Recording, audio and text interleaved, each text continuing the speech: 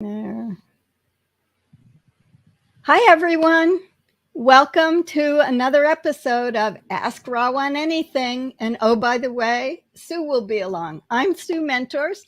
I sponsor this live stream with Rawan so that we can answer your career questions. And today we're on LinkedIn Live and we're also streaming to YouTube. Why is this important? Because those of you who are live are going to be able to go back and find the replay immediately.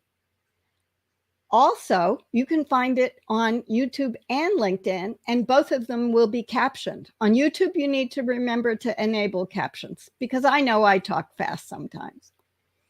All right, so today's Q&A, but we are going to start with a little bit of an introduction. So go ahead and put your questions in the chat box on LinkedIn. If you have questions and you're on YouTube, we won't necessarily see them. I'll try to check them in about 10 or 15 minutes, but definitely on LinkedIn, we will see them. So we want to welcome to today's version of Ask Rawan Anything About Your Career. The subject area is wide open. Rawan, go ahead and do the intro for your book, please. All right. Thanks a lot, Sue, and welcome everybody to our 6th or 7th live. I'm not sure, but it's been great. And every time we go on air, there's more and more questions, and the audience is growing, and there's more interest. So we keep coming back, as tiring as it may be. But thank you all for coming back as well. We appreciate your time on this Saturday. And today we'll keep it light. Sue will do a short intro on your professional presence or how to stand out, mainly in a virtual crowd or in a career crowd, how to make yourself visible, how to make yourself memorable. These are all aspects that are very important if you're applying for a job. So we'll go through that, but feel free to add your questions in the chat. You can introduce yourself, say your name, the job of your dreams, and where you are based in the world today. If this is the first time we're meeting, my name is Rawan, and I'm the author of a book called No More Job Secrets. In a few days, it's actually the first anniversary of No More Job Secrets. I think I published it on June 20th of 2022. So it's almost a 1-year anniversary. It's been a wonderful journey. I'm very proud of the book, and I encourage you to get your copy as well. But yeah, let's get started so we can introduce ourselves and get to the Great, thank you. presentation. Yes, and Rawan's right. Use the chat box, and guess what? You'll be able to link and connect with people who you aren't connected to yet just by clicking on their name, which is a great asset for doing a LinkedIn Live. We love the idea that you all are gaining network expansion as well as asking and learning about career options. Lots of things about me. I come from program evaluation. I want you to use evidence-based result statements wherever you can. But the most important thing, next to you, Rawan and I are most invested in your career success. That's why we do these things. We're here. I bring my pom-poms. We answer your questions. So put them in the chat. Try to put them in with a big capital letters question at the beginning so that we don't miss them. Rawan, your turn. Okay, thank you, Sue. So I briefly introduced myself. In short, I'm an author and a development professional. On the left, I put a picture of me and my book. And then on the right, I put a picture of me at the office just to show you my 8 to 5 and then my 5 p.m. to 8 a.m. again with the book and coaching all of you. So I removed everything else in my bio. I just thought, let them see my morning and let them see my evening in one picture. That's great. As I said, this is my book. I published it a year ago, so the 1-year anniversary celebration is great. Maybe I'll do another event for that. But in short, the book it's a self-help book or a career book, mostly for young professionals or entry-level professionals who want to work internationally. So it's a step-by-step guide on how to get an internship, a fellowship, or an entry-level career. internationally or also nationally, you can use the advice and skills in the book to tailor it to whatever your situation is. Okay, so today we will be focusing on people who are, I would say, in the category, I don't know if lost is the right word, but people who need some guidance on how to brand themselves, people who need guidance to frame themselves in a light to help others understand what their value is, what they bring to the table, what they do best, like how to draft or craft your elevator pitch for social media or how to make your LinkedIn profile memorable so that you are able to pitch yourself to others. Others that are helping you look for a job can also help you to identify opportunities or recommend you to others. The better you do this and the better you're able to brand yourself, the easier it will be to find the job, a better job that's suitable to your skills and your talents and your strength. So today we will be focusing on self-branding and your professional identity, but feel free to ask any question that comes to your mind as well. It's not restricted to this topic. Great. Thank you for that great segue into professional branding. Now, I want to talk about professional branding. First, what it isn't in terms of what we see globally. And then I'll talk about what it is and how you should think about it. What it isn't, I could give you a lot of different people who describe it, but professional branding is different from what we are seeing on LinkedIn, at least in the US, and those of you who are connected to a lot of US resume experts, career coaches, and all. We'll talk about how you have to mix your personal and your professional life. I think that's a choice up to you, but I know from the people that I work with around the globe, and I do in all continents, just about, say, Sue, I really want to keep a little bit of difference between my professional life and my personal life and what I do on social media. So this is a drink. I think it's probably coffee and milk trying to mix together, maybe bubble tea. I wasn't really sure, but it is what people are now saying, oh, you should bring the two sides together and call it your personal branding. I use professional branding because it helps us remind ourselves where and how and in what way, as I'll show you in the model I'm going to build for you, your ability to control what you put out there, and then where you can influence, as Rawan said, your virtual visibility, things like that. Welcome. Rika Samuel from Cameroon, great. So that's why I put this picture up here. I don't focus on how much personal should you bring in or not. I'm not debating that. What I want you to know is how should you think about professional branding? What it is you being in the driver's seat, you being in control of your professional development.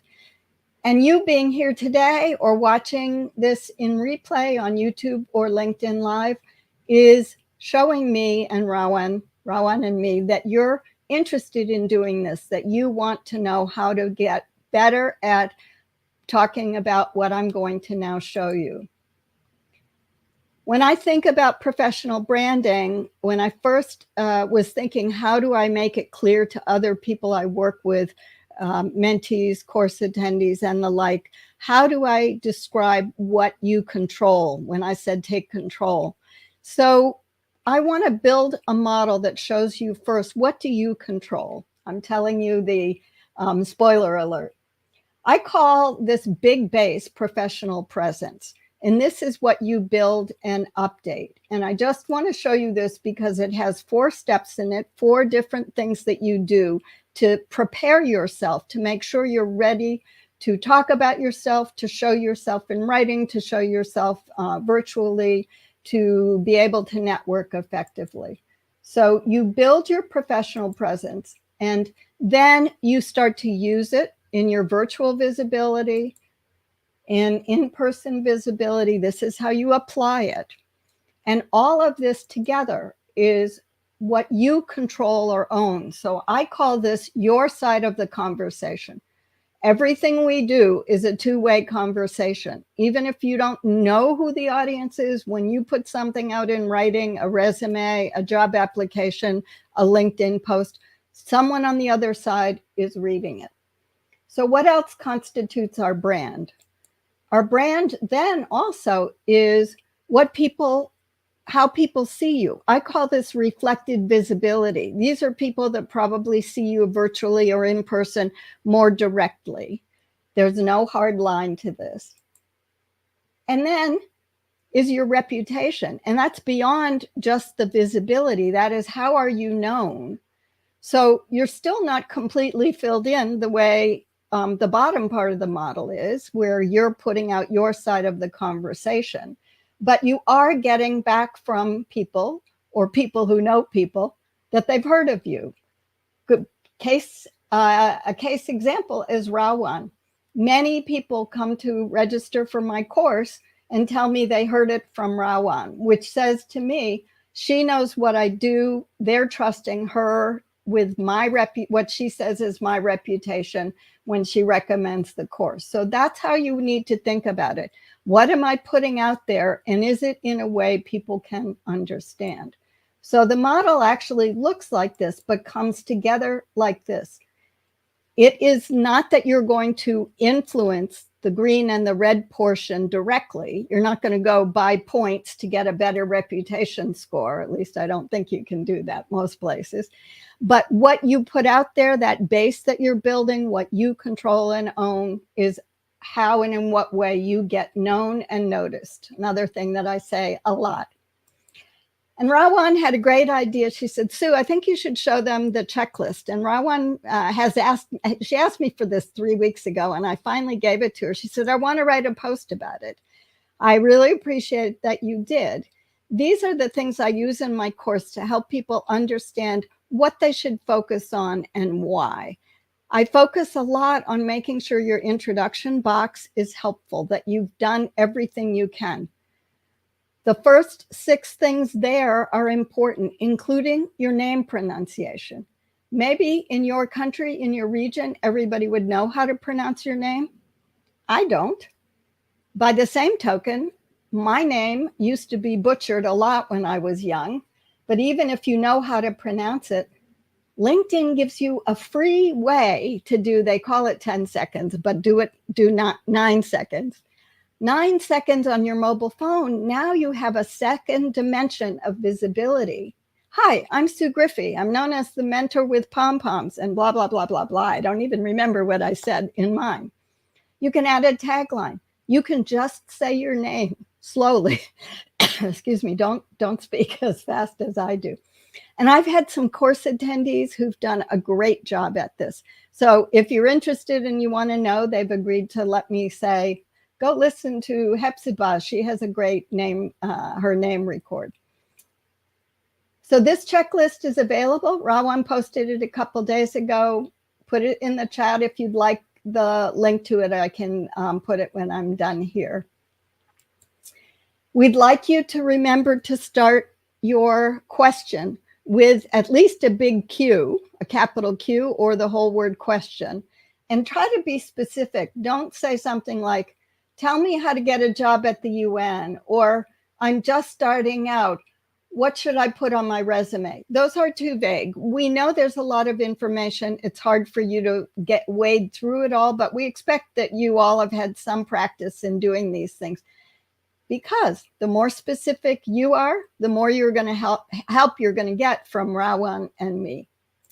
I always like to show the image credits, even though I'm not required to. Beautiful shots that photographers let me use free of charge to be able to illustrate this. I'll put my link in the chat. Love to have you connect with me on LinkedIn. And if you're interested in the courses, I'll put that up there too. And Rawan, if you'll go ahead and close out our official opening of the of today's Q&A. Oh, did I drop from the chat or did you drop from the call, Sue? I'm not even sure. Am I dropped? For a sec, I think so. Oh, okay. I think we're both there now. Okay. Okay. There we go. All right. Thank you, Sue, for the great presentation. I really enjoyed it, and I hope everybody had something to learn as well. Hello? Um, I'm not sure what's with the connection today. But thank you, Sue, for that presentation. I hope you all enjoyed it. If you have any question, feel free to drop it in the chat and we'll take them as they come along.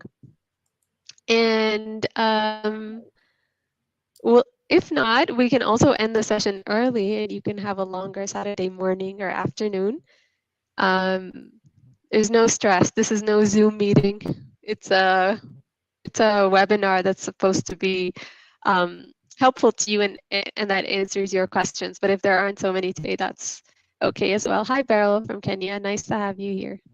Yeah, So, great. Sue, all I right, was maybe just you going to could. say, great to see Beryl. I know her, so that's nice. And I hope to know the others who've gotten on here. So I'm going to take myself off the screen, Rawan, and check and see if there's any questions. And then let me know if you want to get any more chat between you and me about things we want to talk about. All right, no problem. If there aren't any questions, we can wrap it up.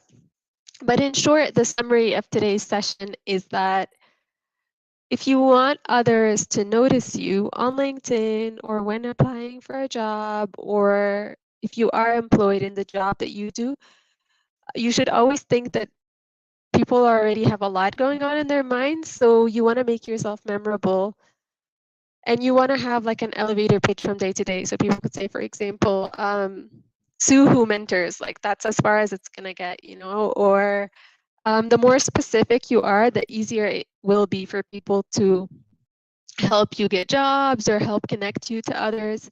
So for example, if you have a business for like moms who golf, you're more specific than if you just have a business for golfers, you know?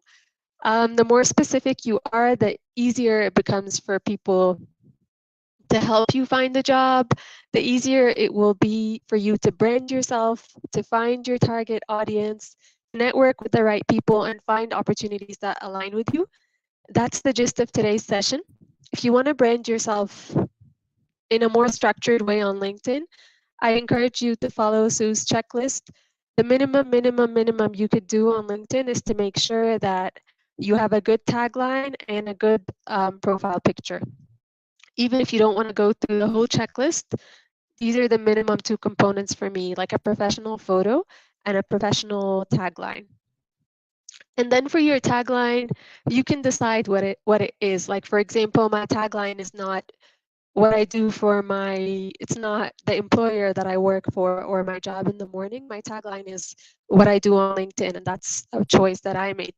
But for you, it can be either or. You can have what you do. For example, you're a communications specialist at XYZ organization, or you could say, I help communicate about gender issues in fragile conflict countries. You can decide. The more specific you are, the easier it becomes to find the right audience. But that's really all I had for today. I'll give it 2 more minutes. If there aren't any questions, we can gladly end the session. Over to you, Sue. Thanks. All right, let me get us both back up here. Great. We know that this is not always a good time, no matter what time we choose. It's dinner time for some people, lunchtime for others, shopping on Saturday afternoon, trying to do your errands because you're busy during the week, I know. I'm curious whether people would like to post in the chat. At this point, would you like to give me a rating of 1, 2, or 3? 1, you feel like your ability, your professional presence is strong virtually and in person. That's number 1. Number 2, it's pretty good. I keep up with it. Or 3, and no value judgment, I don't have time to do it, Sue. I barely can get on this LinkedIn Live. I'm just curious. And if you're in the replay, go ahead and add that too. So remember, number 1, strong, you take care of it, you're attending it every day. 2, You do what you can around your other personal and career demands. And 3, you don't have time for anything. And that would be great if you want to. And I'm going to turn this over to Rawan to answer a question. Okay, thank you, Sue. Uh, Wayuka Samuel was asking, what's the advantage of having a premium LinkedIn? To be honest, I don't have a premium LinkedIn, so I don't know. I do have LinkedIn Learning, which I'm also not sure if that's one of the features, if you have a premium LinkedIn, or these two features that are disconnected. Perhaps, Sue, you can answer that question. I've never had a premium LinkedIn, but for me, if a LinkedIn Learning is part of having a premium account, if that's one of the features, I really like LinkedIn Learning. So I have LinkedIn Learning because of my employer, and I also had it in the past because of my employer. And I really, really like it. Like, I'm not just saying that to advertise for LinkedIn. I'm not affiliated with LinkedIn in any kind of way, but they do have great courses. I find their courses very structured, very skill oriented. Like, it's not just a lot of fluff or a lot of material. Like, if you want to learn how to make a pivot table in Excel, you can type pivot tables, and within an hour and a half, you can get through some really great content. There's also really great courses on soft skills like communications or negotiations or management, things like that. So if that is, you can also do your research, Google it or look on LinkedIn. If your employer can pay for it, then great. Um, if not, then you can look into it, how you can have LinkedIn Learning, because that's a feature that I really like. Over to you, Sue, if you want to add anything. And also, people in the chat, you can help me to answer this question if you have LinkedIn Premium. And I will tell you what I know a fair amount about LinkedIn Premium. But first, let me tell you, I didn't take the time last week, but LinkedIn is 20 years old and I joined it 19 years ago. So I joined it in the first year and I have never had a premium account. But also recognize I've never been a job seeker while I've had LinkedIn. And it's only been the last 5 years that it's changed to a much more of a professional action network rather than just a place we put all of our resume qualifications. And how I kept up, as I was a global development expert, how I kept up with my friends who were all in different countries. It was at least a way to connect when we couldn't get mail to each other quickly. Here's what LinkedIn Premium can do for you. And then I'm going to talk about LinkedIn Learning opportunities. What Premium can do for you, and I think they still offer a 1-month trial period, is it does in some cases get you more attention from recruiters. Now, remember that most people don't get contacted by recruiters on LinkedIn. Usually it's the other way around. We, the job seekers, are all looking for recruiters. LinkedIn Premium gives you access to more analytics about who's looking at your profile. Right now, when I know people are looking at my profile, they show me 5 people, and not everybody has a name. Why is that important? You want to know if people who are hiring or in a company that you want to be working for, you want to know who, if they looked at it. Would I advise LinkedIn Premium? I can't make that decision for you, but what I want to tell you about LinkedIn, not Premium, meaning the free account almost everybody has, is think about all the things you can do now on LinkedIn. You can request almost anybody to join. Even third-level connections are pretty easy to find a way to connect with them, either through a shared group, through a university or a work experience. Those bring you closer connections, for example. With LinkedIn non-premium, you can also do all the posting, the videos. You can write a LinkedIn article, which is their blogging platform.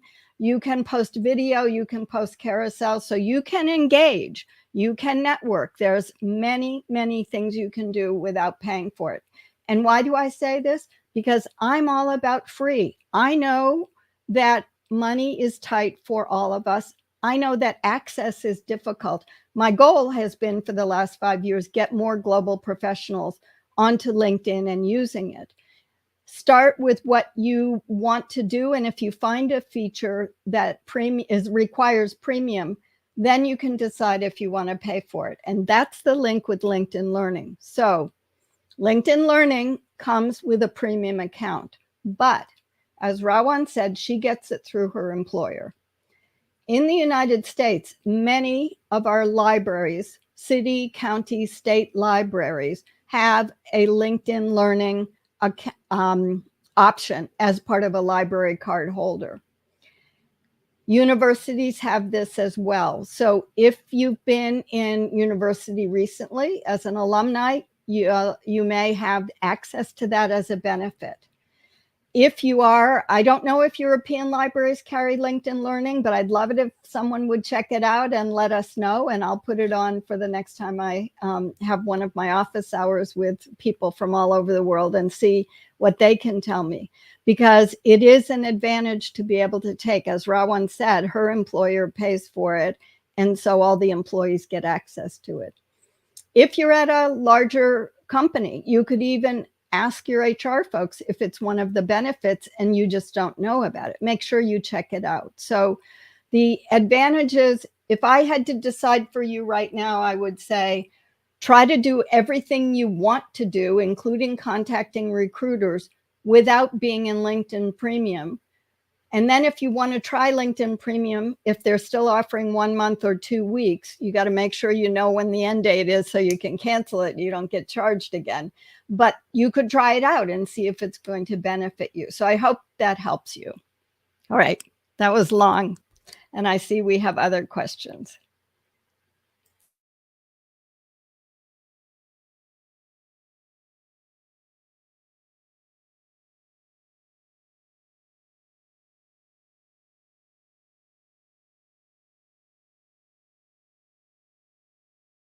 I can't hear you.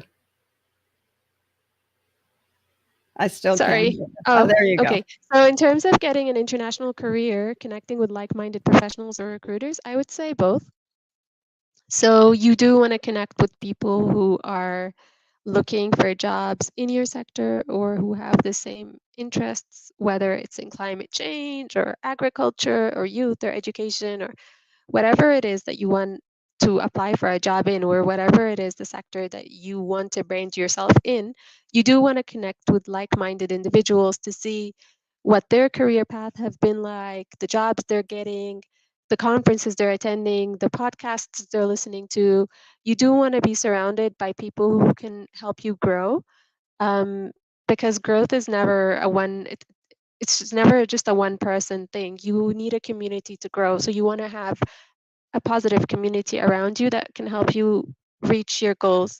For recruiters, you can also find them by searching for recruiters or people with the hashtag hiring in the search bar in the company of your dreams. For connecting, you have, I believe, a cap of 50,000 people you can connect with on LinkedIn, or 50,000 friends. 30,000? Is it 30,000? So 30,000 30,000 level 1 connections.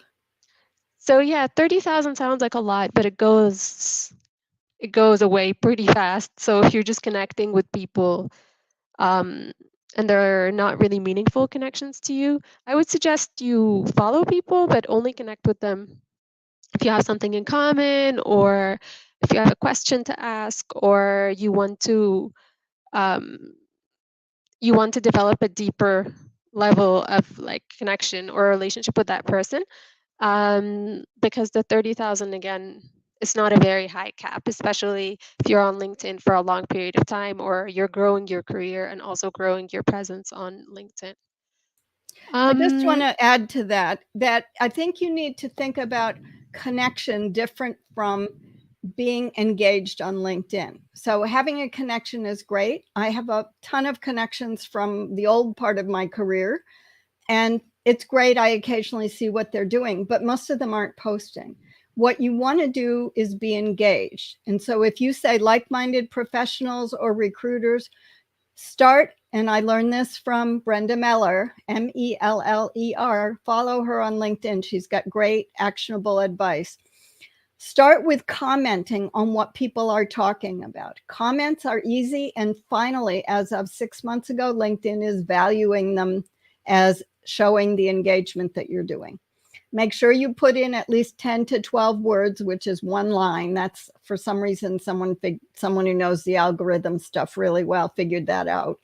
What you want to do is give value to get value. So let them see you posting, not just congratulations on this paper you just published, but rather, this was really insightful, an insightful article, or you really, let me stop. This was really an insightful article because it helped me understand X. Here's what I do. You want a secret?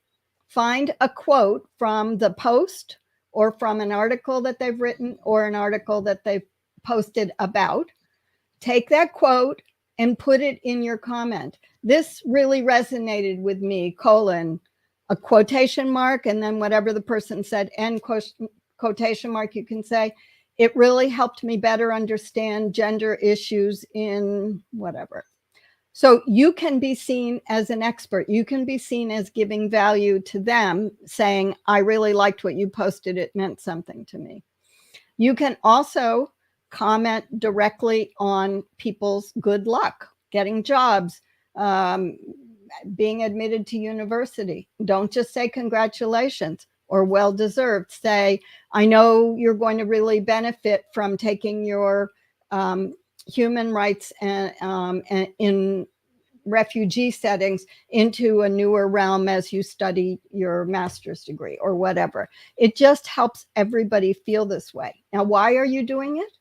Because the people who you're connected to and the companies they work for will start to see you engaging more. You'll get known and noticed, and you'll learn how to give value also. All right, let me stop there. Okay, thank you so much, Sue. There's two more questions. One is about the importance of having a LinkedIn profile in general. There's no hard and fast rule. It really varies from person to person. For some people, it really, really boosts their presence and their career, and it helps them find opportunities. For others, if you're not really regular on LinkedIn and you don't use it and your profile is just there collecting dust or you're not engaging, it will not add much value. So I would say it's not just about having a LinkedIn profile, but having an active LinkedIn profile that you use and you post your views, you connect with others, you engage with others, you look for opportunities, you always keep your job search active, you build your your online presence, you build a reputation for yourself, you practice your writing by posting things that are engaging in your sector or important tools. So it's really a way also to stay updated and to stay relevant and to stay noticeable so that even if you are employed, in case you do need a job again, you're not scrambling at the last second to build a network. You start building a network before you need it. So I would is strongly encourage the youth in your network, Samuel, to not only create a profile, but to create a strong and active profile. And I will just say that the difficulty people have is exactly what Rawan said. They build their profile and then they don't use it. And what happens?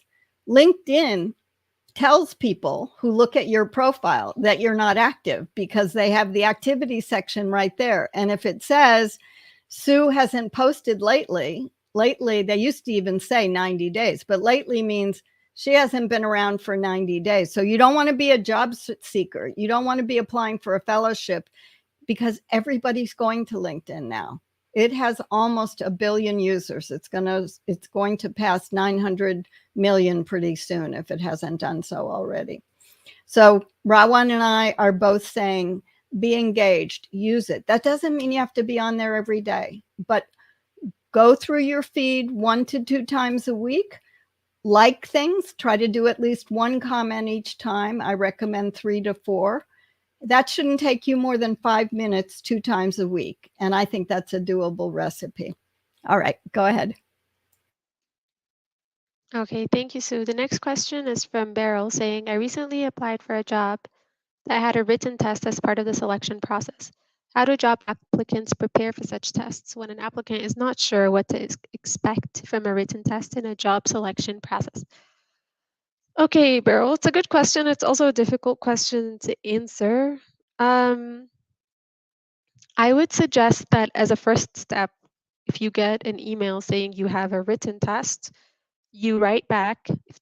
If it's not an email with a no reply email, you write back to the recruiter, asking him or her um, what type of test will it be. It's not always a written test. Sometimes it's an IQ test. Sometimes it's a statistical test, a statistical analysis. Sometimes there's short answers. So the way you prepare for each of these tests will be different. For example, if it's an IQ test, you need to practice IQ tests. It's not going to be things that are, content that's technical or relevant to the job. The employer is just testing to see if you have these, for example, analytical skills or mathematical skills or reasoning skills or English skills or whatever, if it's a multiple choice exam or even language.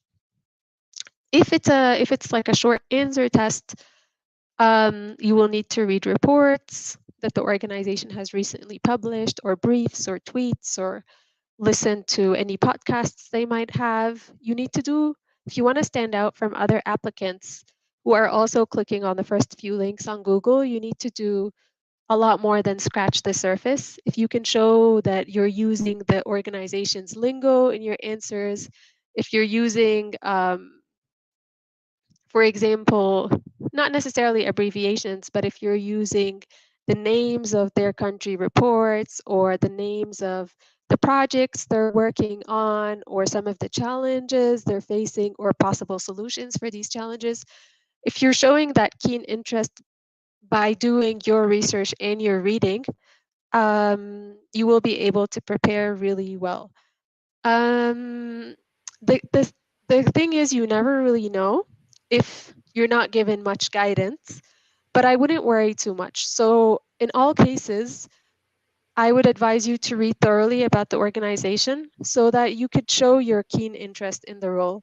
If it's a technical test, like for example, if you're applying for a role as a data analyst and you are given an Excel sheet with some data to analyze, that shouldn't be surprising because that's going to be a key part of your role. Or if you're applying for a communications role and you're given, for example, a press release as an attachment and they ask you to write a tweet or they ask you to write a social media post on LinkedIn or on Facebook, that could be your technical test. And it also shouldn't be, even if you're not familiar with the content at all, they're not necessarily testing your ability to understand the content, but how to captivate the audience in that content. So I would just say preparation is key. Don't try to wing it or go in unprepared to a technical test. Just prepare as much as you can and also ask the recruiter as soon as you get the email, can I have more information on how this interview will be conducted? Can you give me some tips on how to prepare? Like you can just ask if it's not already mentioned in the email. You don't want to be spoon fed the information, but you can just ask as a first step. And then as a second step, do your research, do your homework, read the terms of reference very well. Make sure you're prepared to do all the skills that are a must have for the job. And then like if you can brush up on some of the optional skills as well, that's great. But I would just say preparation is key. That's the summary. Great. And I'm going to add in here, first of all, Beryl, I feel your pain because people who I work with, especially in the courses, have been telling me about situations that are difficult. Here's what I know. When I researched this a year and a half ago, as a person I was working with got 2 timed tests for 2 hours they were UN agencies that had a huge task with them. There aren't a lot of online sources for this. And in fact, Ron Anderson and I know, Beryl, you know Ron from our courses. We did a second course, and one of the modules is on assessment and testing because there isn't a lot out there on what kinds of tests are people encountering. I have an interview in the course with one person that had taken the test last year. Someone else just told me about their experiences. So I think that it's not something you can prepare easily for, and that's what Rawan said. But here's what I do want you to do in addition to your prep. Make sure that you read the job posting again. What is it you're expected to do? Try to figure out what their priorities are. And when you get the test itself, read through the test, number one, completely, and read it again. If they gave you more than one attachment, lay it out. I know I'm being very motherly saying, do this, do this, do this. But get organized, take a deep breath. Don't just jump in, especially everybody I know who's had a test. It's been it's been a specific amount of time. Think also about what you want to show that is the purpose of the test. So they may give you an Excel test and you're worried about whether or not you know how to convert something or setting up a little simple budget. I know someone got that question, not a simple budget, but a budget. Think about how you can demonstrate your Excel skills to the best of your ability. If it's what Rawan was talking about, technical task, or it may be specific actions they want you to take, like write a tweet or write a summary from a paragraph, a paper. Don't beat yourself up when you've done it and submitted. I know it's hard. I know it's hard. I know it's hard not to do that. But remember what they're doing. They're trying to get a sense of you. And many of these tests are coming before interviews. So it feels like, geez, you don't even know me yet. And you want me to take a test to decide if I'm your candidate. But remember that they're just looking for ways that they can better understand what you can bring so that they can have a more informed interview with you directly. So I hope that helps. I'm just here to say, I understand how bad it feels. The people that are asking me about it are telling me that there's, every one person's taken 3 or 4 tests. And he said, Sue, they're all different. And they're even from the same agencies because it depends who's hiring. Remember, it's one part of the process and you got in the door to get to that far. So you have a lot to contribute. All right, Rawan, I'll turn it back to you if you have any closings on. Thank you, Sue. That was a great response.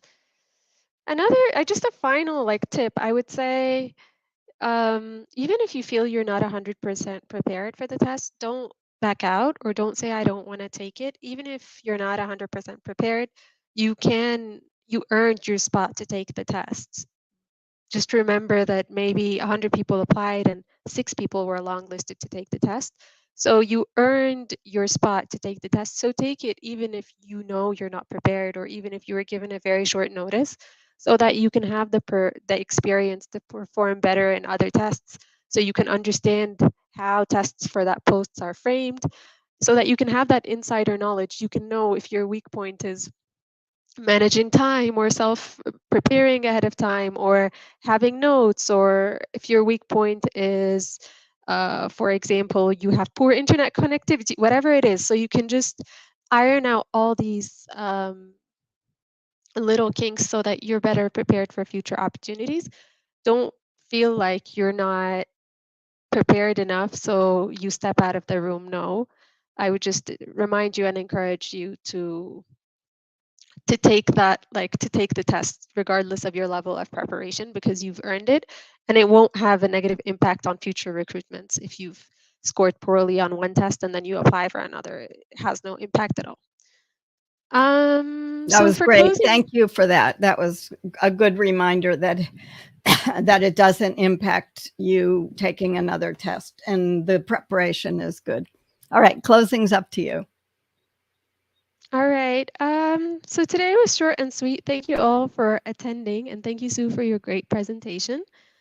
Um, And thanks my everybody for the questions. They were really lively after you got them written, had a chance to type them. They were great questions that help us help you. Yes, yes, they were great questions indeed. So thank you so much for asking the questions. Also, the essence of the live is always the questions. It's not the presentation. So thank you for always showing up and asking those questions. In my book, the chapter on professional branding and presence is actually chapter 1, because I believe that in order for you to get the job of your dreams, you need to be able to know what that job is first, to identify that job, to identify your career, and to have a clear professional identity. So if you want to read it, you can go ahead and let me know what you think by sending me a message on LinkedIn. Other than that, have a lovely Saturday morning or afternoon, and see you again soon. Maybe not so soon, because both Sue and I will be going on leave in Yeah, July. But yeah, we'll always probably announce. August. We'll let you know. Probably August, yeah. Yeah. All All right, right. everybody. Thanks for your participation. Great. Love that you all use the chat box. Real estate. Look how you're getting known and noticed for the kinds of questions and the participation you're doing. Yay, yay, yay. I'll leave you with pom-poms for today. All right. Take care. Bye.